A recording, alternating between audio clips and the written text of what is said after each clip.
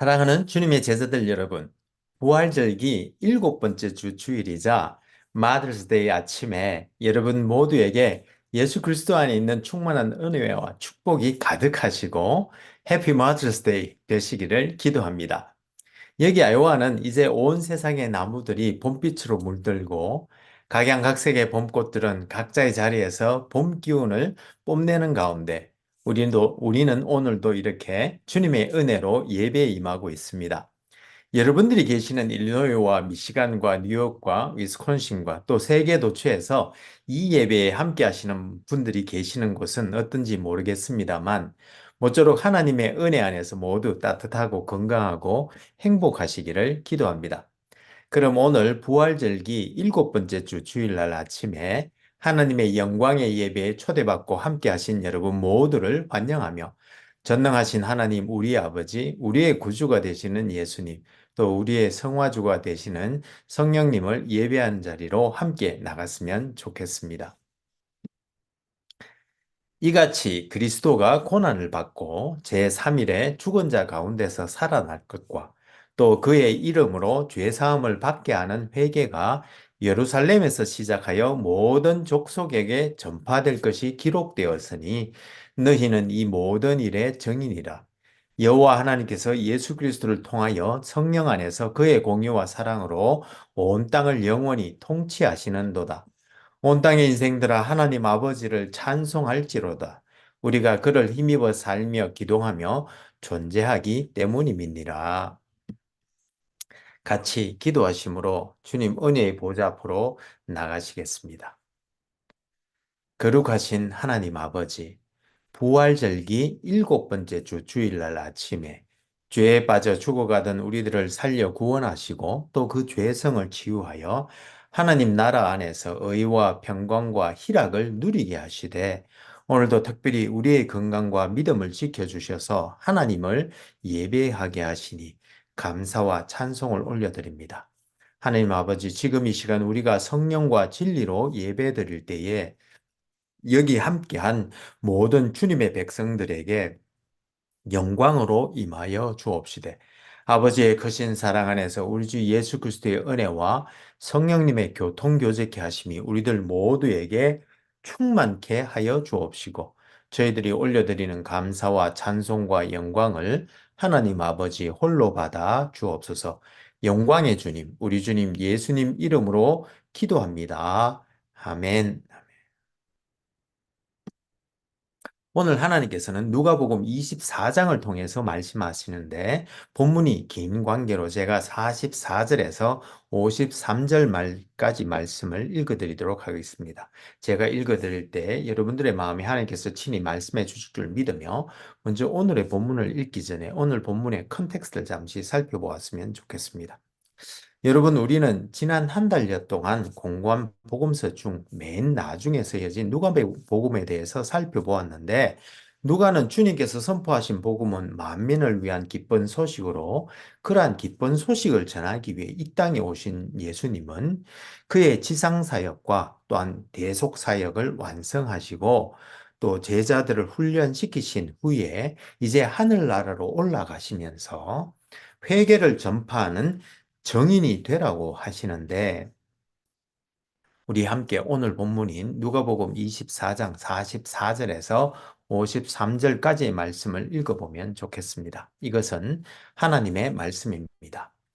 또 이르시되 내가 너희와 함께 있을 때에 너희에게 말한 바 곧 모세의 율법과 선지자의 글과 시편에 나를 가리켜 기록된 모든 것이 이루어져야 하리라 한 말이 이것이라 하시고 이에 그들의 마음을 열어 성경을 깨닫게 하시고 또 이르시되 이같이 그리스도가 고난을 받고 제3일에 죽은 자 가운데서 살아날 것과 또 그의 이름으로 죄사함을 받게 하는 회개가 예루살렘에서 시작하여 모든 족속에게 전파될 것이 기록되었으니 너희는 이 모든 일의 증인이라.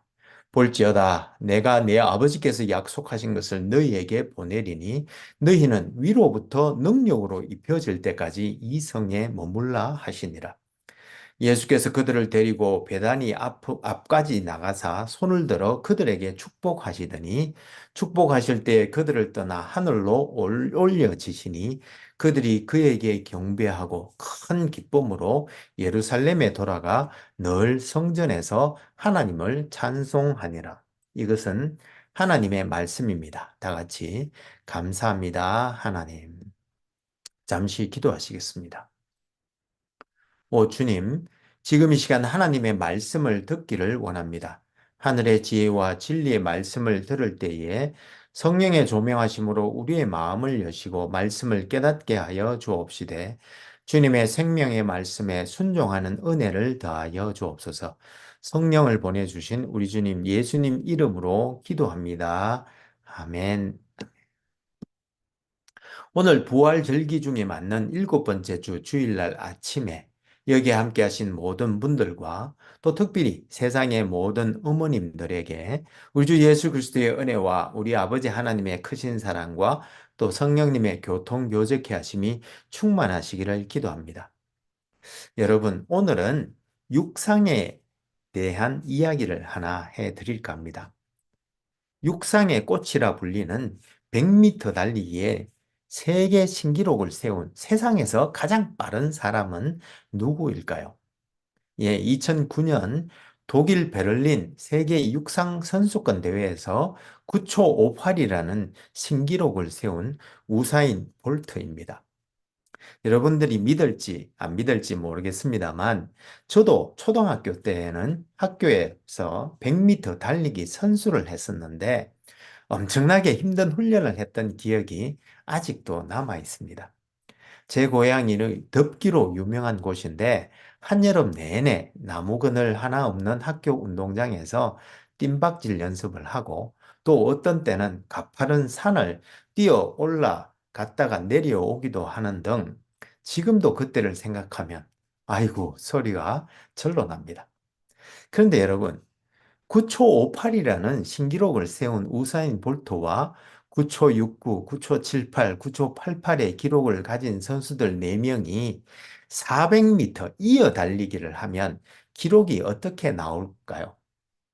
예, 2011년 대한민국 대구시에서 열린 제13회 세계 육상 선수권 대회에서 네스타 카터, 마이클 프레이터, 그리고 요한 블레이크, 또 우사인 볼트의 자메이카 팀이 37초 04를 뛰어서 남자 400m 이어 달리기에 세계 신기록을 세웠는데 실은 이 기록은 네 사람의 100m 최고 기록들을 합친 38초 93보다 무려 1초 89를 앞서는 기록인데 여러분 이러한 비밀이 무엇인지 아십니까?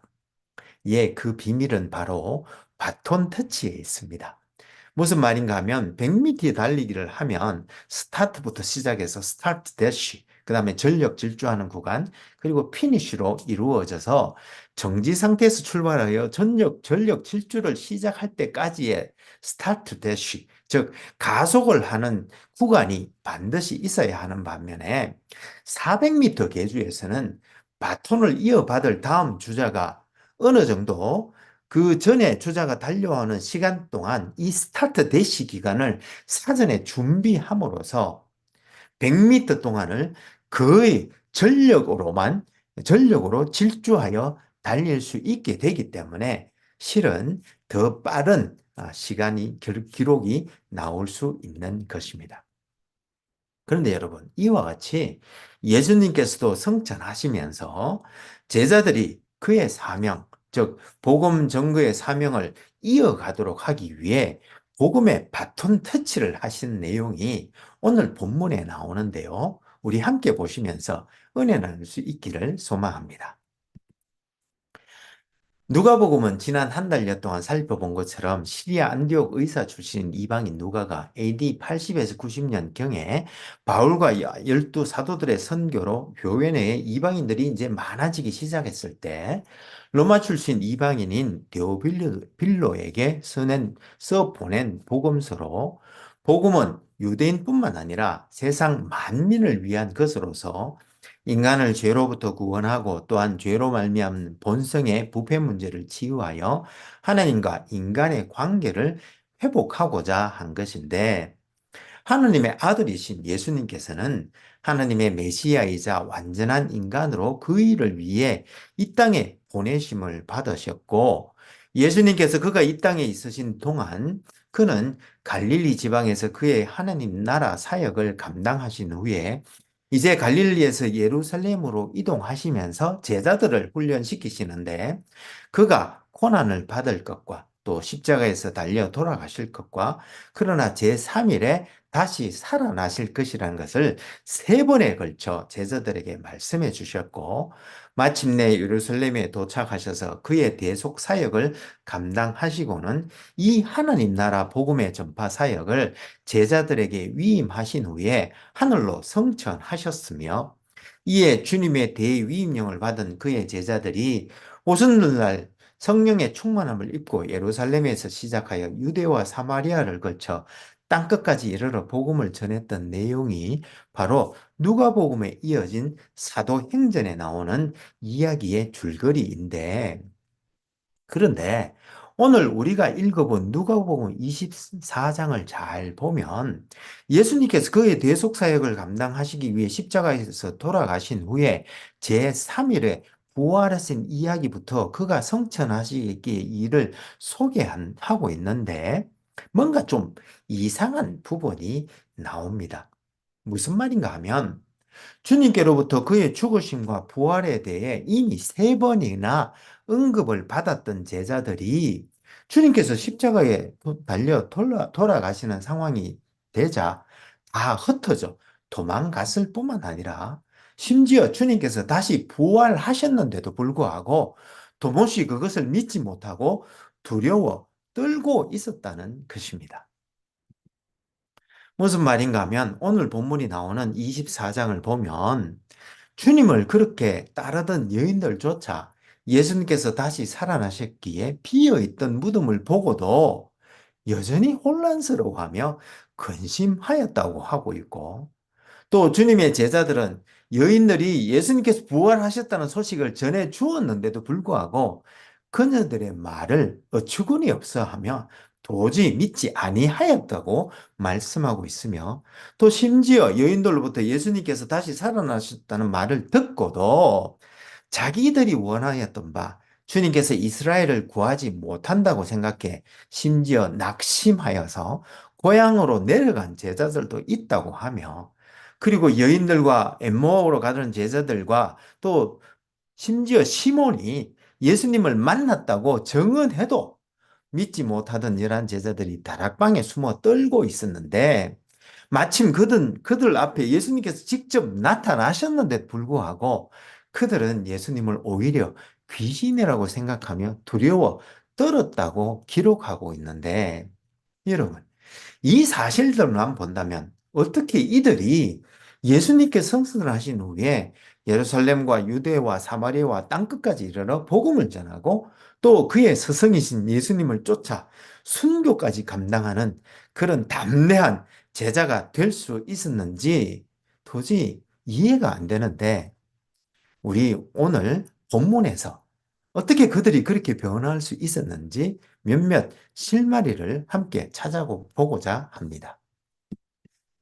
먼저 주님께서 살아나셨기에 비어있는 무덤을 보고 기뻐하기는커녕 혼란스러워하고 근심하고 있었던 여인들에게는 천사가 나타나서 예수님께서 죄인의 손에 넘겨져 십자가에 못 박힐 것이지만 제3일에 다시 살아날 것이라고 해주신 말씀을 상기시켜 주셨고, 이에 그녀들이 예수님의 말씀을 다시 기억해내고는 이제 예수님의 부활을 믿고 열한 사도와 다른 모든 일에게 그 말씀을 증거하게 되었고, 그리고 여인들부터 예수님께서 부활하셨던 사실을 듣고도 믿지 못하고 예수님께서 이스라엘을 로마의 폭정에서 구원하시지 못할 것이라고 생각하며 낙심하여 그들의 고향 엠마오로 돌아가던 두 제자에게는 예수님께서 도상에서 그들 앞에 나타나셔도 예수님을 처음에는 알아보지 못하더니 주님께서 모세와 선지자의 글로 시작하여 모든 성경에 쓰여 있는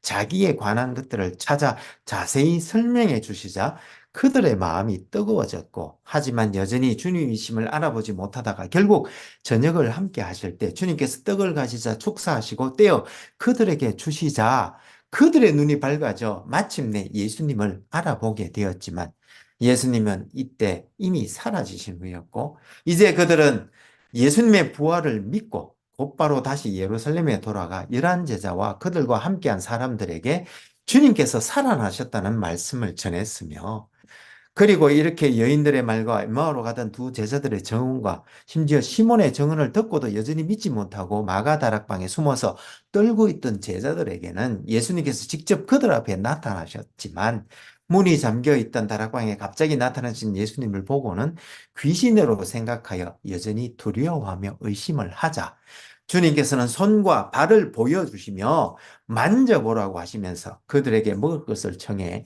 구운 생선 한 토막을 직접 잡수시는 것을 보여주심으로 그가 귀신이 아니라 육체로 부활하셨음을 보여주셨을 뿐만 아니라 또 그들에게 모세의 율법과 선지자의 글과 시편에서 예수님에 대한 모든 예언들을 찾아 설명해 주시고 또 그들의 마음을 열어 깨닫게 해 주신 후 주님께서는 이제 그들은 그리스도의 고난과 부활을 직접 본 정인들이니 이를 증거하되 그의 이름으로 제사함을 받게 하는 회개를 예루살렘에서 시작하여 모든 족속에게 전파할 것을 명하신 후 그들에게 아버지께서 약속하신 성령의 능력으로 더딥혀질 때까지 예루살렘에 머물라고 명하시고는 이들을 축복하신 후 이들이 보는 앞에서 성천하셨고, 이에 예수님의 제자들은 여전히 적대감으로 가득한 예수님의 대적자들이 날뛰는 예루살렘으로 돌아가 큰 기쁨으로 성전에서 하나님을 찬송하였다고 말씀하고 있는데, 그런데 여러분, 이렇게 혼란과 근심과 낙심과 두려움이 가득했던 제자들이 어떻게 여전한 고난 가운데서도 기쁨이 가득하여 하나님의 성전에 모여 하나님을 찬양하는 담대한 주님의 제자들로 변화될 수 있었을까요? 여러분, 오늘 본문과 잠시 살펴본 그 내용에서 무엇을 찾을 수 있었습니까? 물론 그들 모두는 부활한 주님을 만났다는 공통점이 있습니다만, 부활한 주님을 직접 만난 경험만으로는 모든 것을 설명할 수는 없는 것 같습니다. 왜냐하면 그들은 부활하신 주님께서 그들 앞에 직접 나타나셔도 여전히 주님을 알아보지 못하였고, 심지어 귀신이라고 생각했다고 말하고 있기 때문입니다.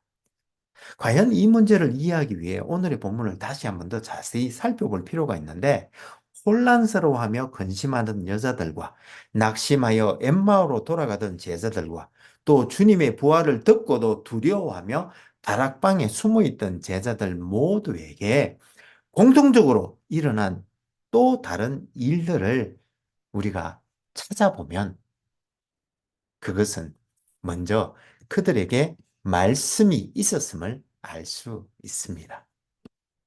즉, 부활하신 주님께서는 직접 그들을 만나 주셨을 뿐만 아니라 주님의 죽으심과 부활에 대한 성경 말씀을 찾아 자세히 풀어 설명해 주셨다는 사실입니다.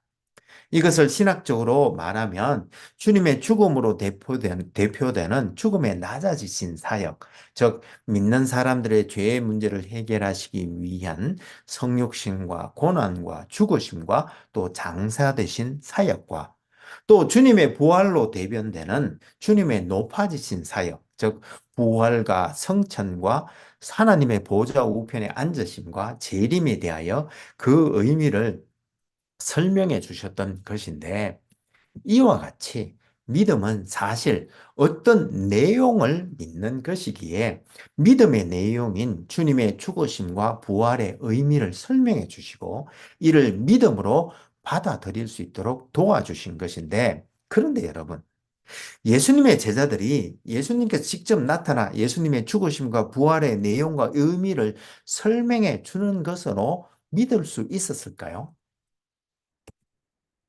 그렇지는 않았던 것 같습니다.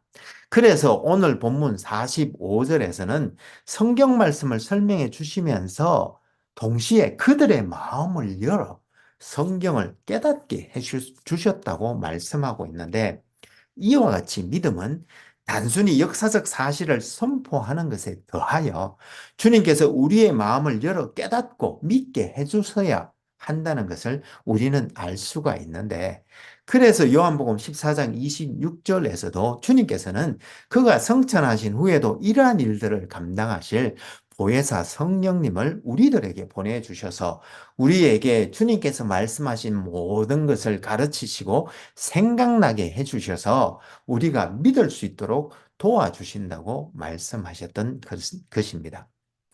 그런데 여러분, 여기서 우리가 한 가지 더 또 생각해 보아야 할 부분이 또 있습니다. 무슨 말인가 하면, 믿음에는 이런 지적인 부분도 분명히 있지만 이런 지적인 이해만으로는 때때로 우리들 마음의 혼란과 근심과 낙심과 두려움을 극복할 수 없는 것이 또한 사실인데, 그래서 주님께서는 주님의 죽음으로 혼란스러워하며 근심하던 여인들에게는 실은 그의 무덤에 놓였던 큰 돌을 옮겨 열어주시는 역사를 보여주셨고, 또 낙심하여 엠마오로 돌아가던 제자들에게는 그들의 눈을 열어 주님을 볼 수 있게 해주셨으며, 또한 두려워 떨고 있던 제자들은 그들의 마음을 열어 성경의 말씀을 깨닫고 믿게 해주심으로 혼란과 낙심과 두려움으로 가득 찼던 그들이 이제 오히려 기쁨으로 충만하여져서 매일 성전에 모여 하나님을